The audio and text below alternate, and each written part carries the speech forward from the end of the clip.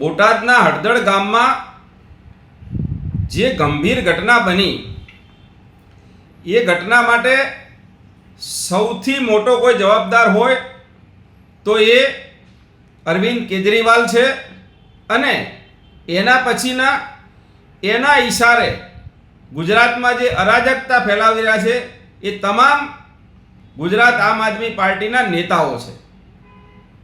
અરવિંદ કેજરીવાલને તો કોઈ કામ ધંધો છે નહીં. એને તો દિલ્હીની જનતાએ એવો લીલા તોરણે પાછો કાઢ્યો કે હવે એ બાજુ જવાનું નામ નથી લેતો. પંજાબની સરકારમાં પણ રોજ હવાર પડે મીડિયા દેખાય જ છે કે ત્યાંના ખેડૂતો પણ કેટલા લોકોથી નારાજ છે. પરંતુ મૂળ આ માણસની જે માનસિકતા છે અરાજકતા ફેલાવવાની, એમાં અફસોસ સાથે કહેવું પડે છે કે મારા ગુજરાતના એવા 8-10 બુદ્ધિજીવી લોકો પણ આની વાતોમાં આવી ગયા છે. એટલે તમારે રાજનીતિ કરવી હોય તો કરો, પણ એના માટે તમારા કેજરીવાલ જેવા વ્યક્તિની જરૂર શું છે? આ ગાંધી ને સરદારની ભૂમિ છે. તમે પોતે બુદ્ધિશાળી છો કે તમારે શું કરવું. તમે આવા અરાજકતાવાદીના રવાડે ચડી અને ગુજરાતની શાંતિને શું કરવા દોડી રહ્યા છો ભાઈ?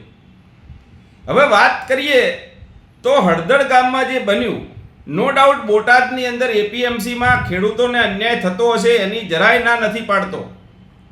50% વાત સાચી છે, 50% ક્યાંક એ વાત હશે જ કે કડદા ચાલે છે.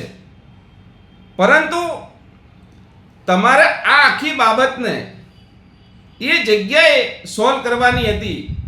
એની જગ્યાએ તમે એક નાનકડા ગામમાં જઈ અને સભા કરો છો તો તમે બુદ્ધિશાળી લોકો, તમને ખબર નથી ભાઈ કે આ રીતની કોઈ પણ જાતની આપણે સભા કરવાની હોય કે પંચાયત કરવાની હોય તો સ્થાનિક સત્તામંડળ એટલે પોલીસની પરમિશન લેવાની હોય.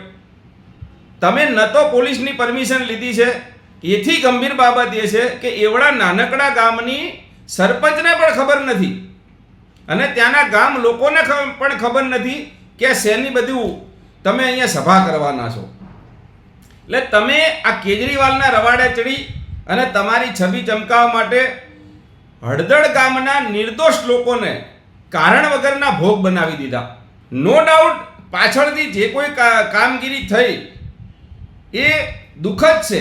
આ રીતે જે ઘરમાંથી અંદરથી લોકોને લાયા અને માર્યા એવું ન બનવું જોઈએ. પરંતુ આની પહેલાં જે બન્યું કે પોલીસ ઉપર પથ્થરમારો થયો, પોલીસની ગાડીઓ ઊંધી વાળી દેવામાં આવી, એમની ઉપર હુમલો થયો, તો આ પણ તો એટલું જ ખોટું છે.